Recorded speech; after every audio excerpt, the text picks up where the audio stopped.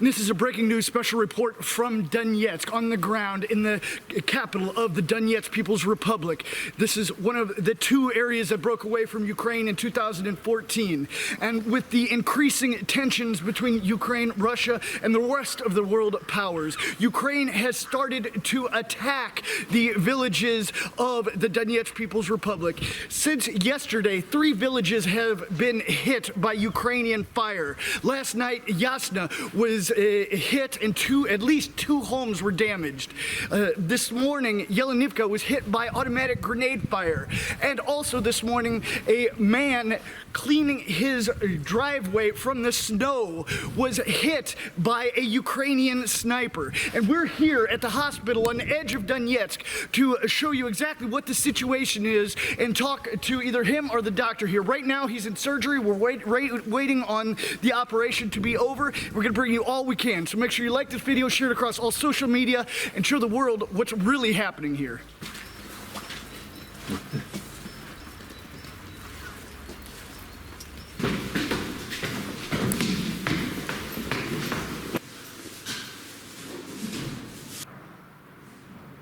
Пономарев Юрий Юрьевич, врач-травматолог ургентной службы ГБУ ЦГБ номер 14. 29.01 бригадой БСМП доставлен мирный гражданский житель города Донецка с огнестрельным ранением левого бедра. Оказана вся необходимая помощь в полном объеме, прооперирован сосудистым хирургом в больной палате в удовлетворительном состоянии. Судя по повреждениям, что можно сказать о том, как это случилось? Сквозное огнестрельное ранение. А насколько это опасно сейчас для жизни? Как всегда, все огнестрельные ранения очень опасны и последствиями, и осложнениями. Проводятся все необходимые мероприятия в полном объеме.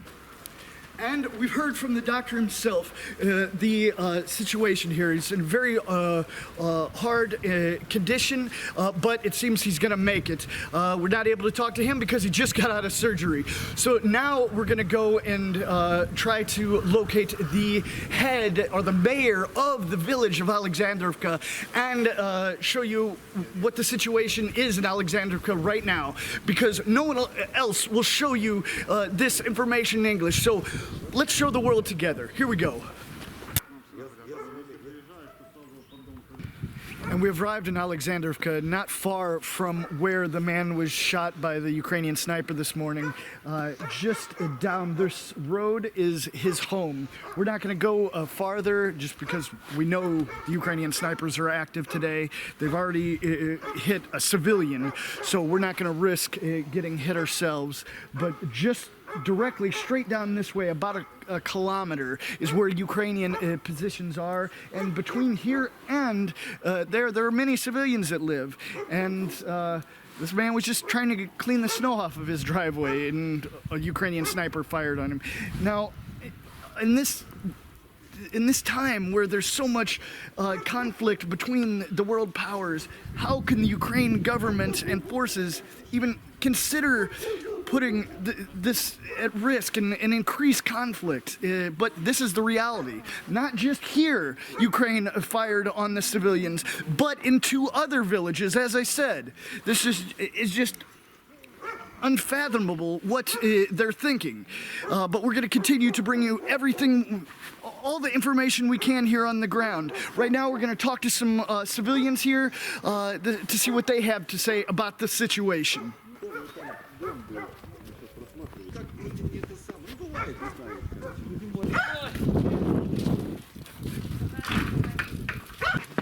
Здравствуйте. Как я могу к вам обращаться? Как вас зовут?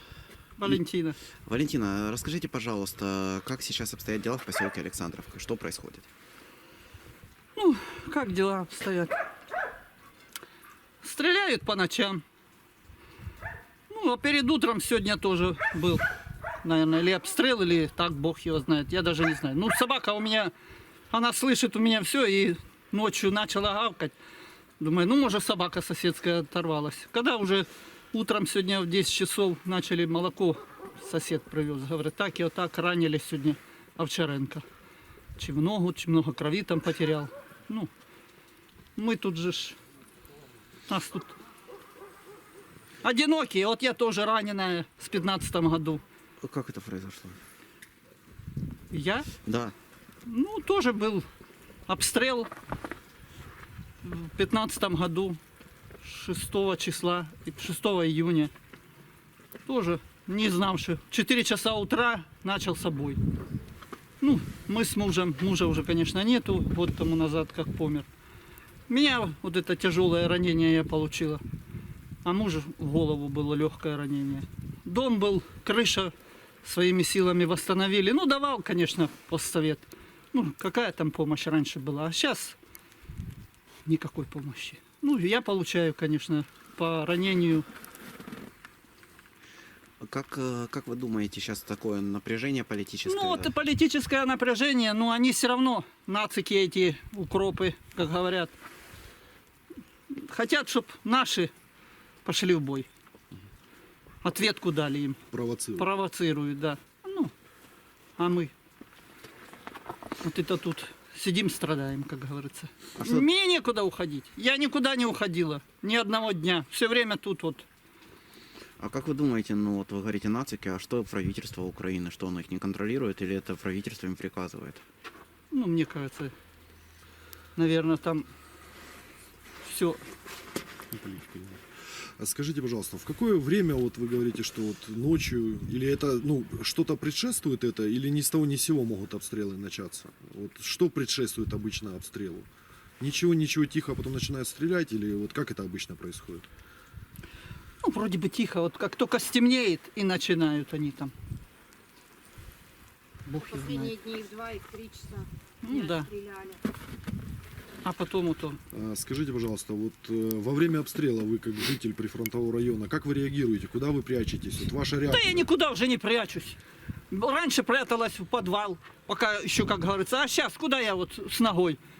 Куда я побежу? Никуда. Вот в спальне ложусь на кровати, да и лежу под грубою. Что будет, то будет, как говорится.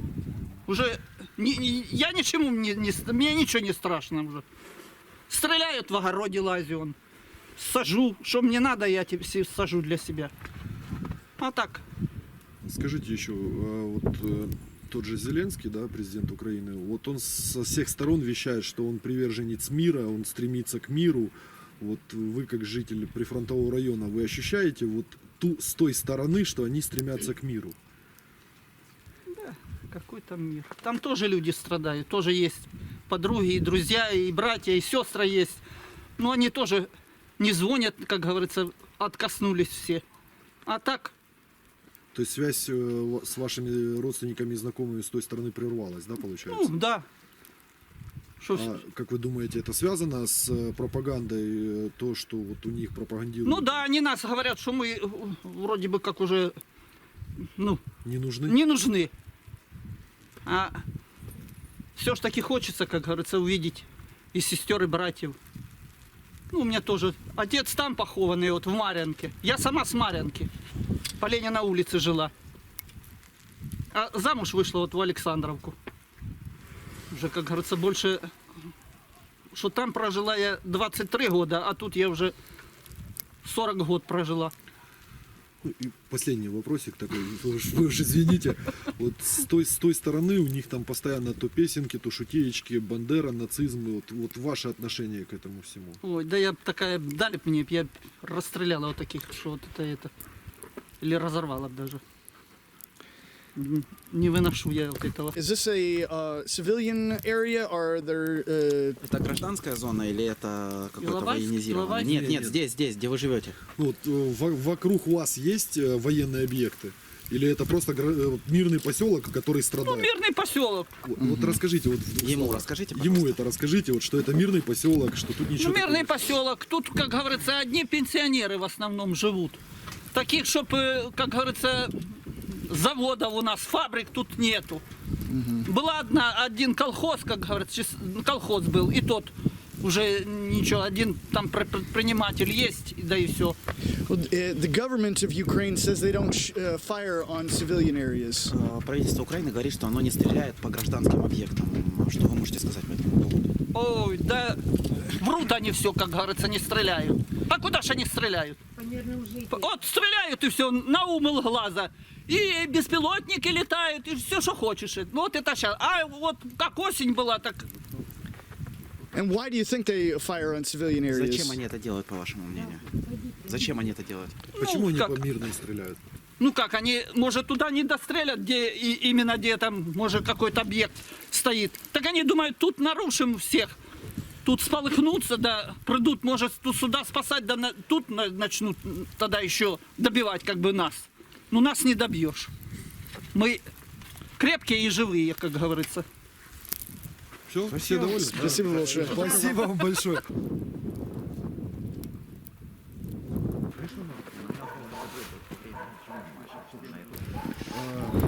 Как вас зовут? Имя? Достаточно имя. Владимир. Владимир, расскажите, пожалуйста, вот вы как житель прифронтового поселка, какая здесь обстановка вообще в общем?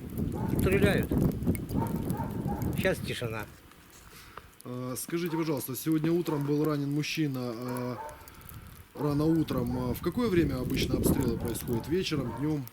Когда они захотят это стрелять, когда? Ну, в целом, когда, вот, по вашему наблюдению?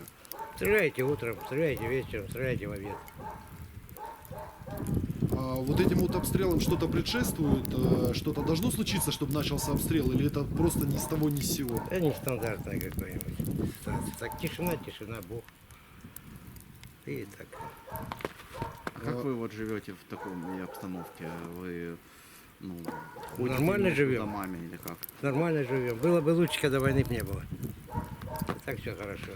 А если обстрелы происходят, как вы спасаетесь от них? Погреб у нас есть. Оборудованное убежище? Ну, погреб, да. Как думаете, вот сейчас со всей этой напряженностью будет большая война? Или боитесь ее, готовитесь к ней? Что вообще ждете? Чего ждете? Не знаю. Детей жалко. А так все нормально. Я думаю, войны не будет. Не хочет.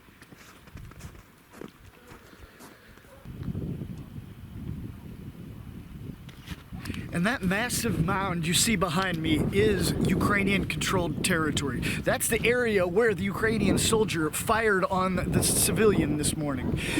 We've come a little bit farther away from the area near the actual front line, and we're here in the center of Alexandrovka. And you can see it's a bit more alive and just not so empty. But right now, we're going to head to the administration building of this region and talk to the mayor of this village and see what he has to say about the situation here. Бегуненко Наталья Ивановна, глава администрации Петровского района города Донецка. Сегодня в Александровке произошел жуткий случай, ранен мирный житель. Это произошло в 7:30 утра, когда человек вышел во двор почистить снег, не ожидая, что может такое произойти. Житель раненый доставлен в больницу, сейчас находится в больнице, медики оказывают ему помощь. Эти случаи обстрела повторяются ежедневно.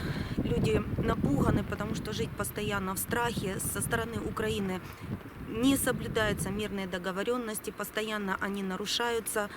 И происходит это у нас каждый день. И в такое вот время, когда утром, вечером люди идут домой, либо утром идут на работу. Скажите, пострадавший, чем он занимался? Пострадавший житель, он работал слесарем в школе, получил паспорт Донецкой Народной Республики, документирован паспортом Российской Федерации. Что перспектив о том, что заявляет Киев, перспектив к миру мы не видим в данной ситуации. Вот на протяжении всего этого периода времени мы видим, каждый день происходят обстрелы, раненые либо травмированные наши жители, разрушается жилье, в которых проживают люди, наши соцобъекты. Со стороны Украины ничего не делается для того, чтобы это прекратить. Обстрелы продолжаются, мирные соглашения не соблюдаются. And now you see the reality of what's going on here in Donetsk and the Donetsk People's Republic. We've shown you as much as we can on this story of this man who is just trying to clean his driveway of snow, and Ukraine forces fired on him. We've talked to the doctor. We've talked to the main leader of the administration here in Petrovka district, even his neighbors. What else could we show you to help show the world that Ukraine is continuing to fire on civilians here in Donetsk? This just can't continue. In the other two locations where Ukraine fired on the civilian infrastructure here, at this moment it's a bit too dangerous to head there, but as things change, we'll continue to show you what's really happening and what has happened here. So please like this video, share it across all social media, and we'll show the world together what's really going on.